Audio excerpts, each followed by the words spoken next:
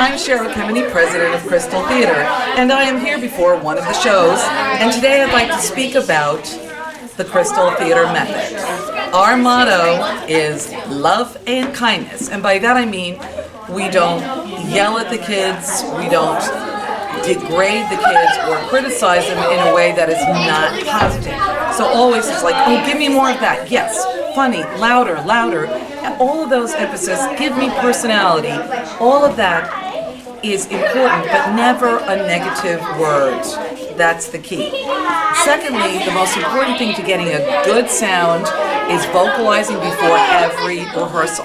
I can't stress the importance of warming up singers' voices before you subject them to long rehearsals, particularly if you want to guarantee that they're going to have some voice left by the time the show rolls around.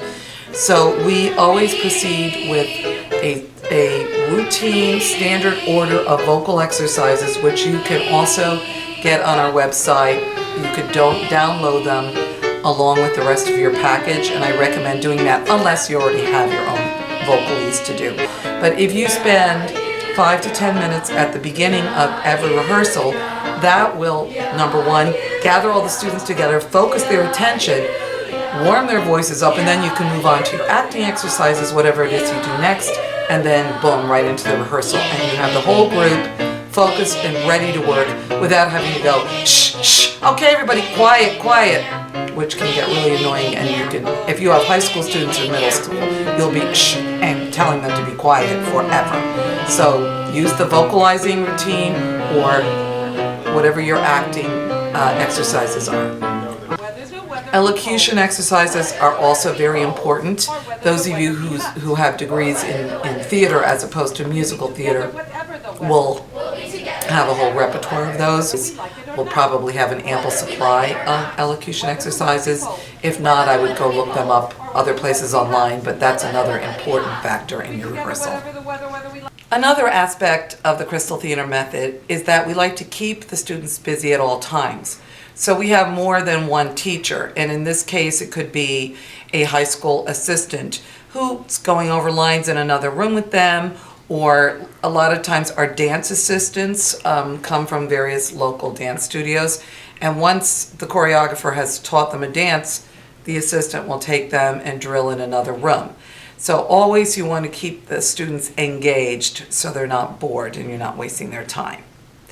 Now, the other thing that's a key that we do at Crystal Theater is that all of our auditions for parts are in front of everybody. So the auditions are public in the sense that everyone in the cast sees them. Everyone is taught the same material, so we're auditioning with the same song.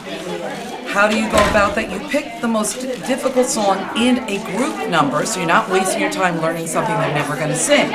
So you check out your ranges. You say, I'll use this for the high parts, I'll use this for the belt parts. Everybody sings both in front of everyone. And when you select the singers, you're picking the best people, and everyone knows it's the best people. It's not like, oh, I should have gotten that part. I was much better than you. Famous lines we hear. You want to avoid that. You build a camaraderie because people think it's fair that way. The next thing is the learning CDs. You will have those MP3s when you buy the package.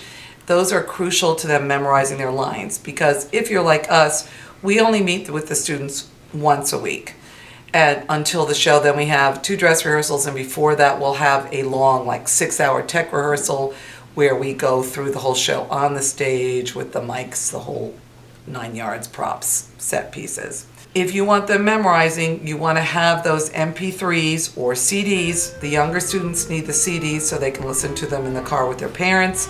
The older kids use the MP3s, they download them onto their computers, onto their iPods, whatever they have. Also, the older kids a lot of times will bring their phones and record their alto parts, their tenor parts, whatever they want to do as their way of learning. So that's another aspect. At Crystal Theater, we want the students to learn to be good performers. That's why we're here. Yes, the show is important because the show is a showcase of their performances, but we are performing arts school and our goal is to train actors and singers. So we always have the students perform for each other during rehearsals. So we build in, at the end of the rehearsal, there's always that 5-10 minutes where this group will perform or this trio will perform, so that by the time they're actually on stage in front of a big audience, they've performed the number several times, and they're not nervous about it. They know it, and that's another way to guarantee that they're actually memorizing and learning their parts. Here we are backstage right before an afternoon performance of Mother Holly. As you can see, the students are lined up getting their hair done.